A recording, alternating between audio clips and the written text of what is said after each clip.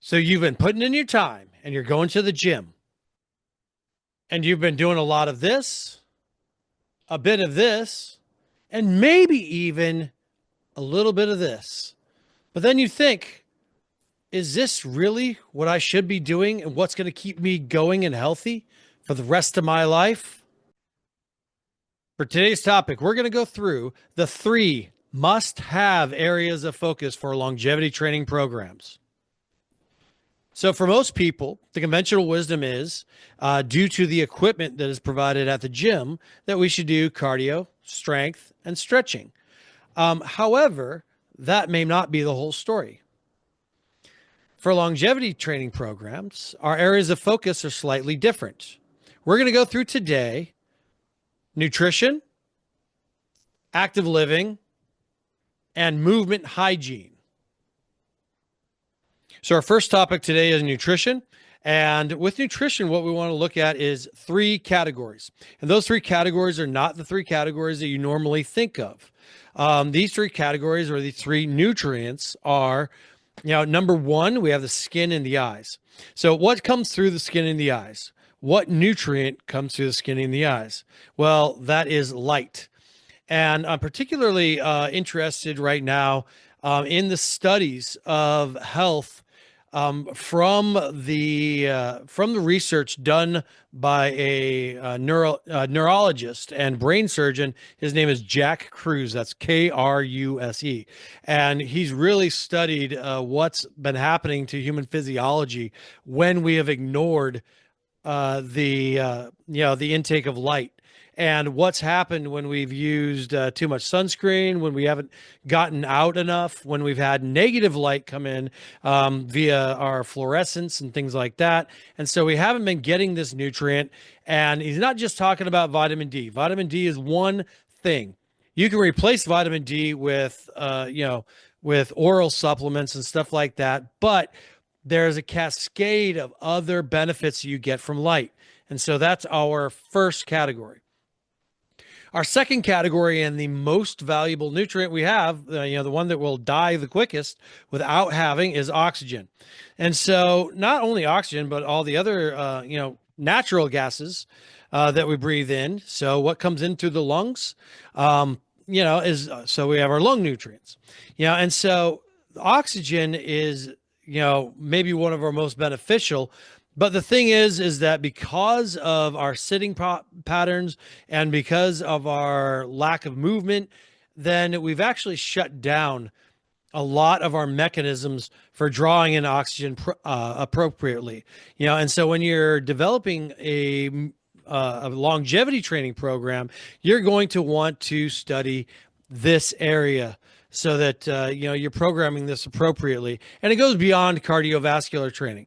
It goes into appropriately conditioning the musculature that brings in oxygen for you, and also certain ways to bring in oxygen. There's a book called Breathe. I wish I remembered the guy who wrote it, but very good book. Look it up. It's pretty evident.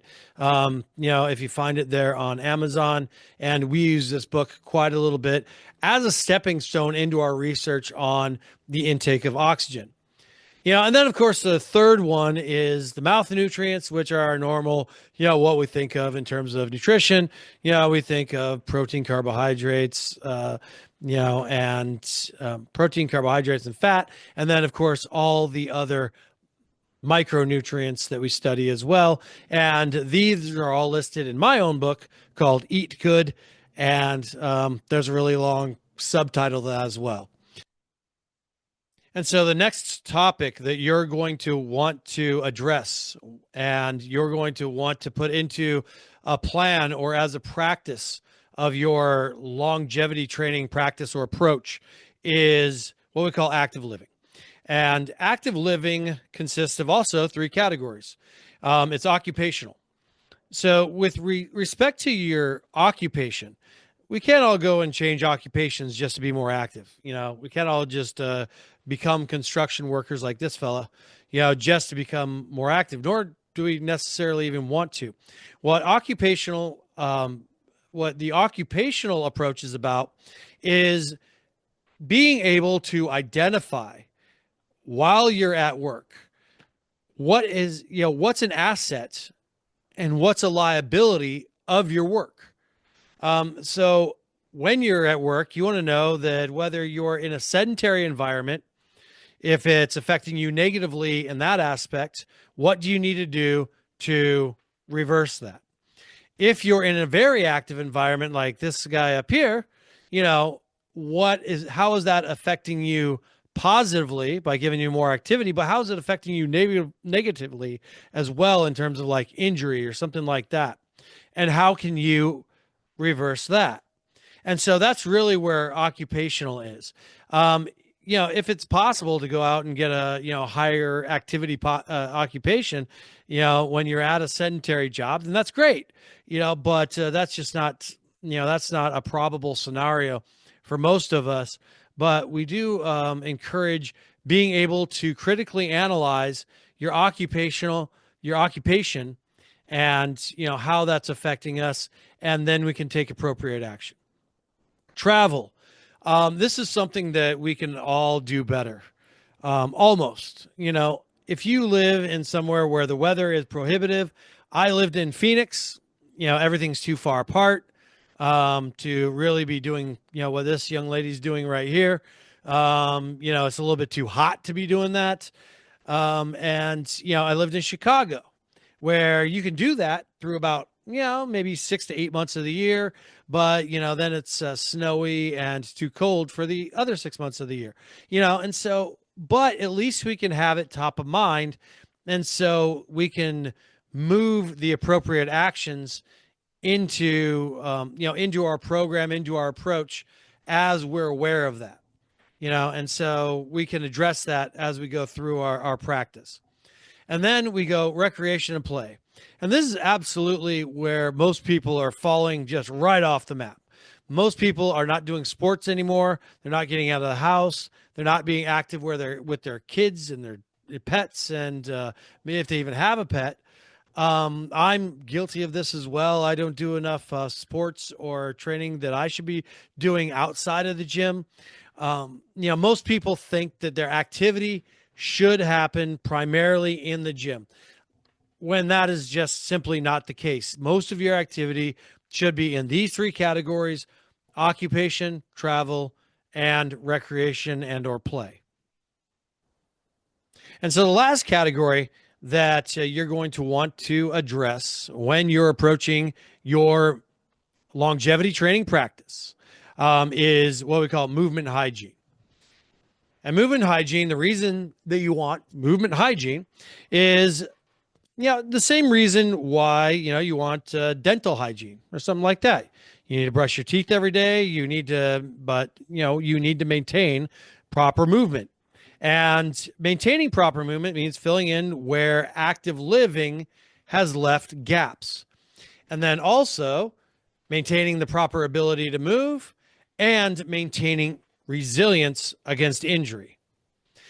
And I also want to go back, and I want to talk a little bit about the fact that we addressed various areas that are promoted from the gym that don't necessarily, they're really related to what we do in movement hygiene, but don't necessarily fill in where for these purposes. And so the first area is general conditioning. Now you can see this young lady is out running outside, and what general conditioning means is that we're kind of covering strength and mobility and movement and a lot of things, just getting that general movement in because we don't feel like we've gotten enough movement in activities of daily living. Activities of daily living, they kind of give you that first tier going towards your 10,000 steps or something like that. Then you go, okay, well, I need to get, 5,000 more, and I'm going to go out for a nice little run. Well, see, she's outside and, she's doing something more natural in the sunlight. So you're getting your nutrition there too. And she's breathing in the oxygen, which is great. And so that's some really nice things that are happening as she's outdoors. And so we would recommend doing something more akin to this than being on a treadmill. Of course, if you can't do that, treadmill is great. in lieu of that too.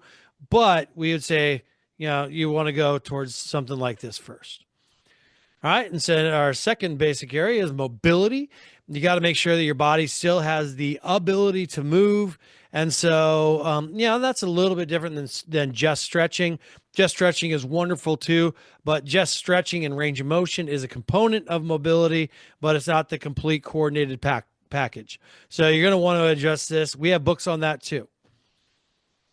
And then strength. Strength is absolutely a part of movement hygiene. You need to make sure that you have the strength to be able to perform activities of daily living. You need to make sure that you're keeping your bone density throughout a lifetime so that you don't get falls and breaks later on in life.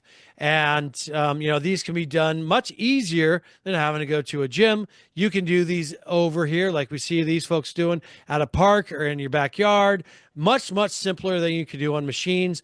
And the mechanics of what you're doing, with respect to your body or with respect to certain other ways that you might train this, are much more conducive towards those purposes that we talked about back here, much more conducive towards these purposes than, going on the pec deck or something like that at your local gym. And then we have athleticism.